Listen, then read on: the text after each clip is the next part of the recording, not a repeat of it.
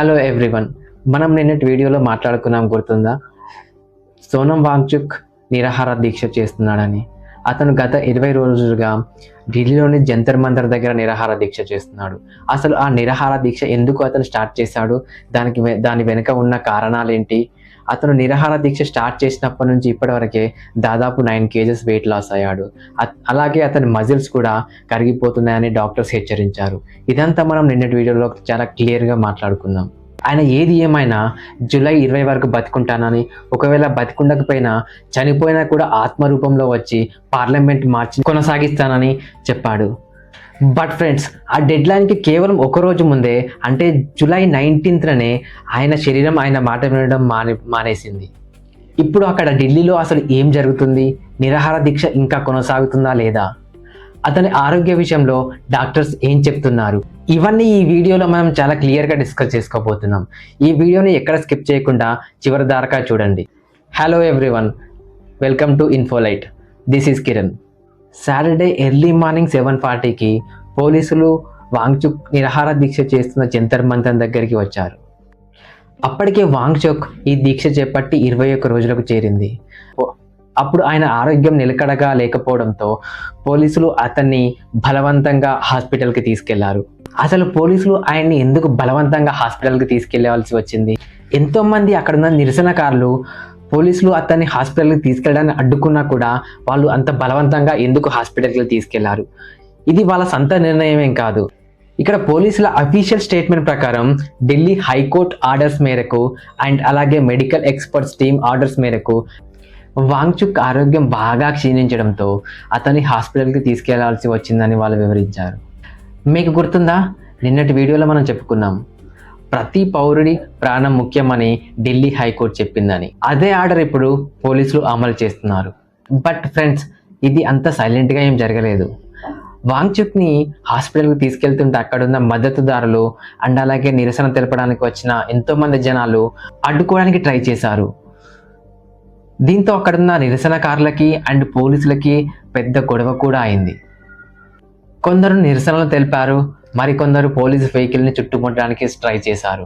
But ఎట్టకేలకు పోలీసులు వాంగ్చుక్ని సక్సెస్ఫుల్గా హాస్పిటల్కి తీసుకెళ్లారు. ఇప్పుడు మనం అసలు పాయింట్కి వద్దాం. అసలు వాంగ్చుక్ ఆరోగ్యం ఇప్పుడు ఎలా ఉంది? ఆయన హెల్త్ కండిషన్ బాగుందా లేదా? ఆయన్ని పోలీసులు జంతర్ మంతర్ దగ్గర నుంచి తీసుకెళ్లి సఫ్దర్జంగ్ హాస్పిటల్లో జాయిన్ చేశారు. ఇప్పుడు ఆ హాస్పిటల్ వాంగ్చుక్ హెల్త్ పై ఒక అఫీషియల్ స్టేట్మెంట్ రిలీజ్ చేసింది. చాలా రోజులుగా ఫుడ్ ఏం తీసుకోకపోవడం వల్ల వాంగ్చుక్ ఆరోగ్యం చాలా వీక్ అయిపోయిందని, బట్ అతని కరెంట్ కండిషన్ ఇప్పుడు కొద్దిగా స్టేబుల్గా ఉందని చెప్పారు. అయితే ఇక్కడే హాస్పిటల్ ఇంకొక పాయింట్ కూడా చెప్పింది. ఆయన బాడీ పారామీటర్స్ని నార్మల్ స్థాయికి తీసుకురావడానికి continuous observation, monitoring and treatment కావాలి అని. హాస్పిటల్లో జాయిన్ చేసిన తర్వాత కూడా వాంగ్చుక్ ఎలాంటి ఫుడ్ తీసుకోవడానికి ఇష్టపడట్లేదు. కనీసం డాక్టర్స్ ఫ్లూయిడ్స్ ఇస్తుంటే వాటిని కూడా నిరాకరిస్తున్నాడు. కానీ అట్లీస్ట్ ఓఆర్ఎస్ కూడా తీసుకోవట్లేదు అండ్ డాక్టర్స్ ఇచ్చే మెడిసిన్స్ కూడా తీసుకోవట్లేదు.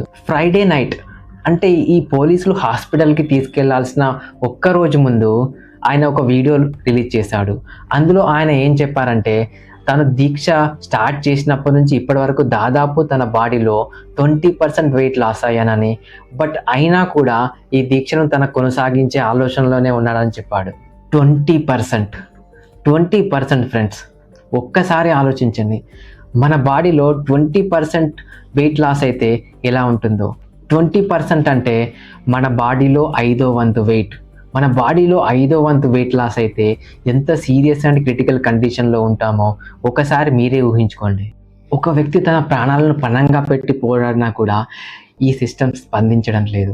లీక్ అయిన పేపర్లతో తయారైన డాక్టర్లు రేపు మన ప్రాణాలను కాపాడగలరా అంటే ఈ ప్రశ్నకి సమాధానం ఎవరి దగ్గర లేదు. ఇంత జరుగుతున్నా కూడా ప్రభుత్వం నుంచి ఏ ఒక్క లీడర్ కూడా స్పందించడం లేదు. అలాంటిది వాంగ్చుక్ గారు నీట్ ఎగ్జామ్ పేపర్ లీక్ పై జరిగిన ఇష్యూపై ఎడ్యుకేషన్ మినిస్టర్ రాజీనామా చేయాలని ఈ నిరసన స్టార్ట్ చేశాడు. కానీ మన ఇండియాలో అది జరిగే పనా? అది అస్సలు జరగదు. ఇండియాలో కావాల్సినప్పుడు పేపర్ లీక్ చేసుకోవచ్చు, కావాల్సిన వాళ్ళకి పదవులు ఇచ్చుకోవచ్చు, అడ్డొచ్చిన వాళ్ళని తొక్కొచ్చు. వాంగ్చుక్ గారు తొందరగా క్యూర్ అయి ఆరోగ్యంతో తొందరగా బయటికి రావాలని కోరుకుందాం. ఈ ఇష్యూపై మీ అభిప్రాయం ఏంటో కింద కామెంట్ సెక్షన్లో చెప్పండి. ఈ వీడియో మీకు నచ్చితే please to like and subscribe. మనం ఈ ఇష్యూపై చేసిన పార్ట్ 1 వీడియో చూడాలంటే కింద డిస్క్రిప్షన్లో వీడియో లింక్ ట్యాగ్ చేస్తున్నా, ఒకసారి రిఫర్ చేయండి.